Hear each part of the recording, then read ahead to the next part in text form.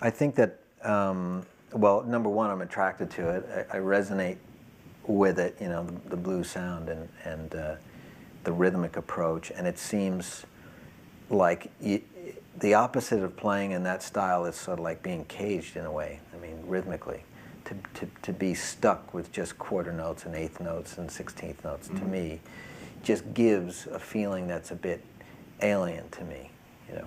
So when I hear players of any genre kind of break free of that, I don't care if it's classical music or jazz or blues or rock, to me that sounds right. That's expressive. And I want to hear it over and over again. It almost like, it sounds as if it has some sort of life-giving property that every time you hear something new about it, you know. And it must be because, you know, I think the player is really not giving up on any level of expression, because it takes quite a bit more, I think, creativity to make something like that work, because you're not relying on this sort of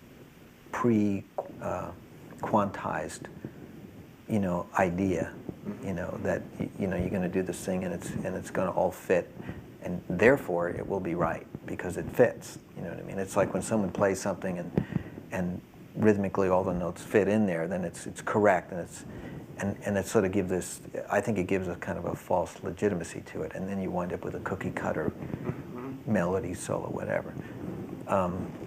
But it seems like all these really great solos and melody parts are the ones that are free of that.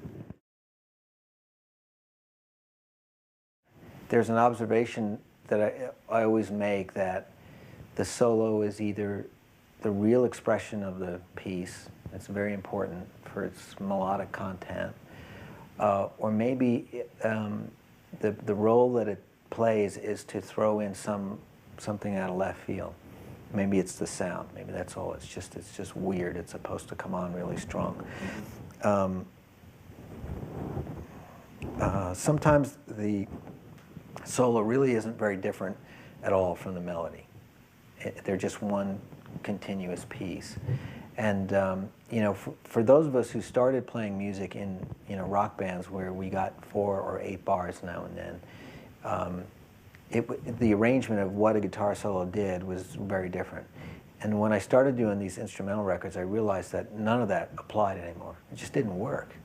The solos just didn't pop out, because you'd heard all this guitar right up into the solo. So what else is there to say, you know? And that's a very important part. So I think on the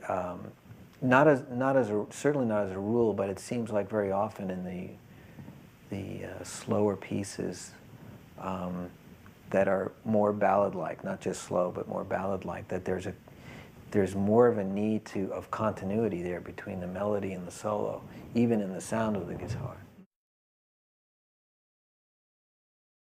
And I started playing by, I remember just doing, you know, trying to play over stuff like this and seeing how slow I could get, and wanting to figure out how come other guys can go and make it sound really great, you know, because there's a million places to do that over a beat, but when is the right time to do it, you know? And then I thought about, well, you know, there's ways of playing it.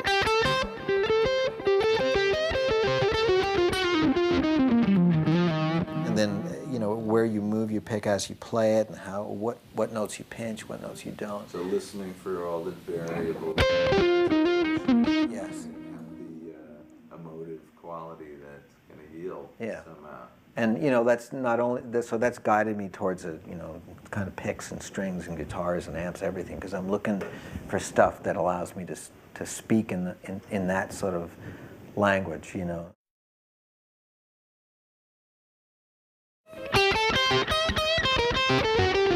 So each third is not a minor nor a major.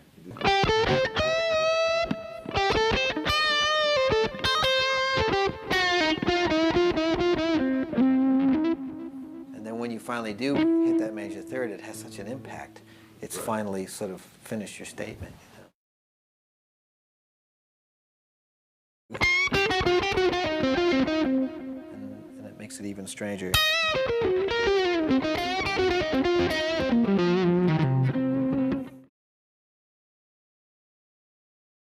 I think that if you go, I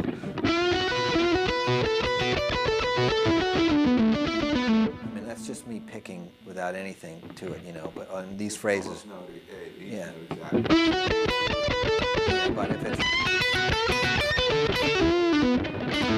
and all that requires pinching the pick, you know, this note you hit hard, that note you barely touch, and that creates this dynamic sound as well as the volume dynamic. And I think that's what, at least that's what I'm always hearing when I hear those great old solos. It just feels like I'm not hearing so much discipline in, you know, that someone would have had from, you know, from doing this all the time and trying to be even up and down the fretboard.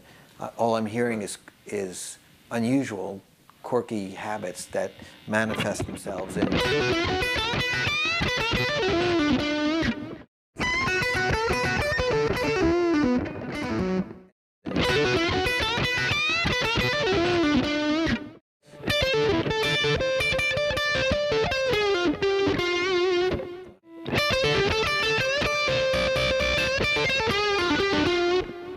And that's with a little bit of English all over. I'm picking, and see there's like a there, and then when there's that. I could have gone,